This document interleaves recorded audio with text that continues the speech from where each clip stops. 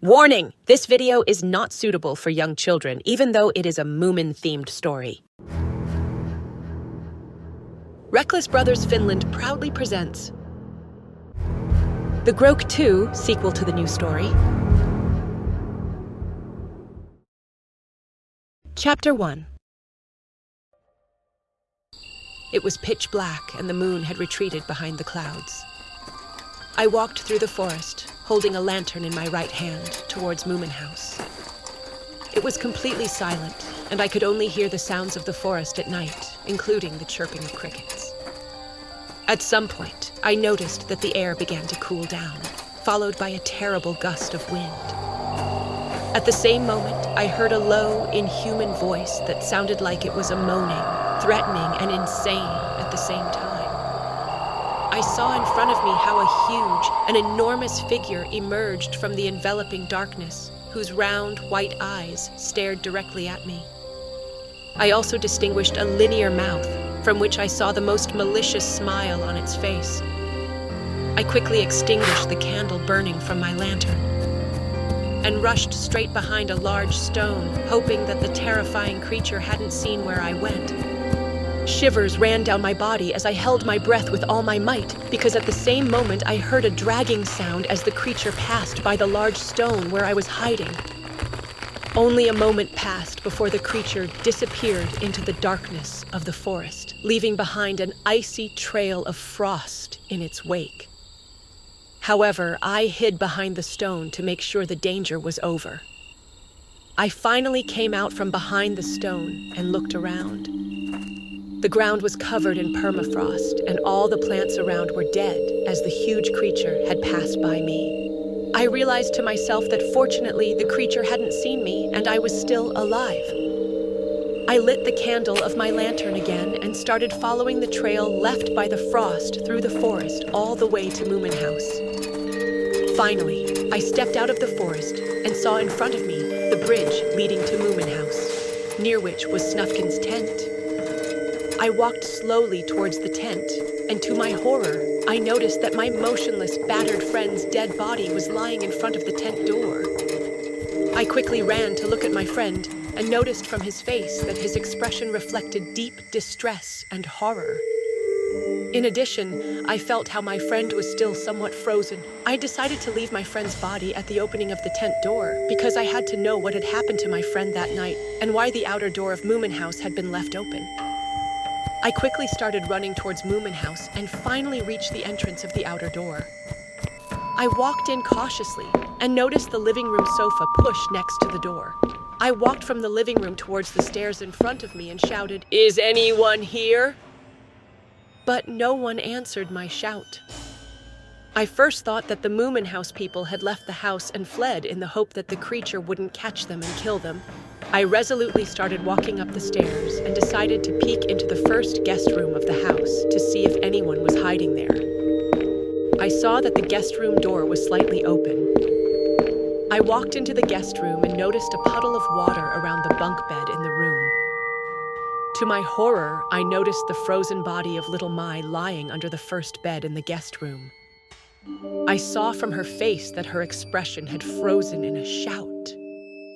I was terribly startled and started running towards the bedroom of Moomin Papa and Moomin Mama, hoping that they were still safe and alive. Finally, I arrived at the door of Moomin Papa and Moomin Mama's bedroom and tried to see if the door was possibly locked or open. The door was open, and I cautiously opened it further to check if they were possibly there. Fortunately, no one was in the bedroom and it also seemed empty. Next, I walked towards the door of Moomin Papa's study and tried to open the door. To my surprise, I realized that the door was stuck from inside the study. I asked if there was possibly someone locked in the study. From behind the door, it was answered who might be on the other side of the door, that it might not be the Groke. I replied that there was no Groke here, but me. Then a sound of dragging heavy objects was heard from behind the door. And a moment later, Moomin Papa cautiously opened the door and beckoned me quickly inside and quickly closed the door behind me. Moomin Papa and Moomin Mama were still shocked by the horrors of the night, and I decided to ask them, why my friend and little Mai had frozen to death, and what kind of terrible, terrifying monster I had seen as I came towards Moomin House. Moomin Papa looked at Moomin Mama for a long time, sighed, and began a long story. That made me nervous and scared. Moomin Papa said that they had had 2 tiny guests in the house named Thingamy and Bob, who had fled from a creature following them called the Groke, which their mother had spoken about a couple of days before her death.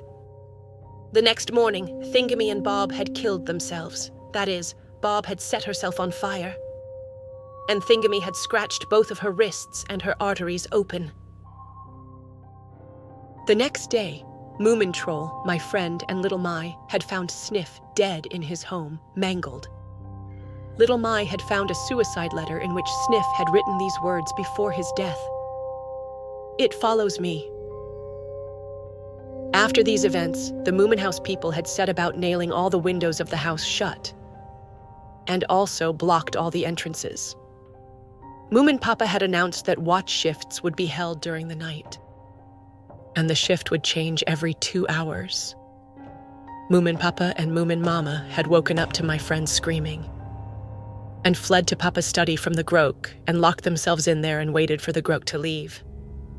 But they didn't know what had happened to Moomin Troll and Snufkin.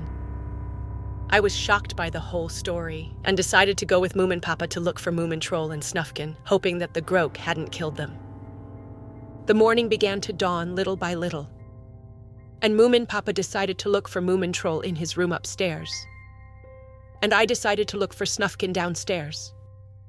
I started by examining the Moomin House living room, and then moved to the living room, but there was no sign of Snufkin.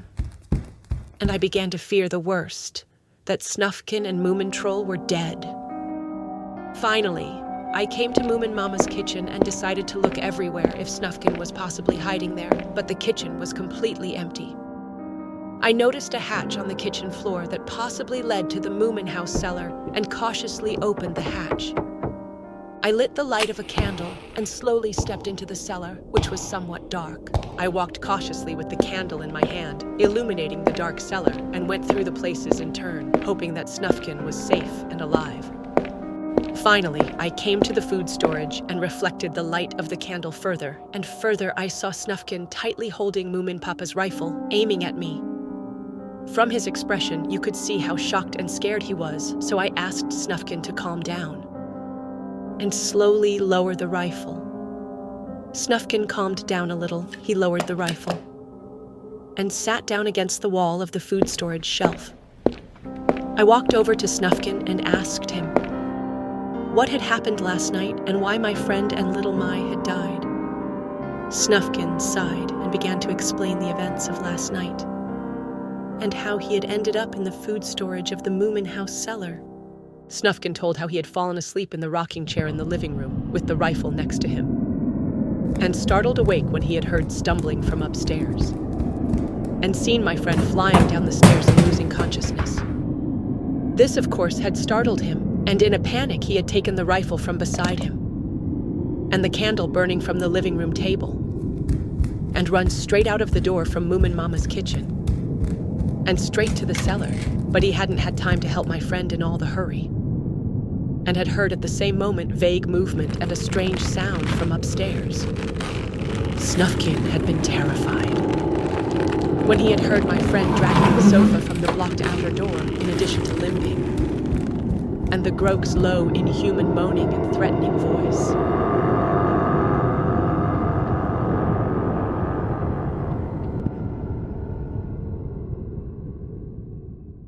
To be continued in the next chapter.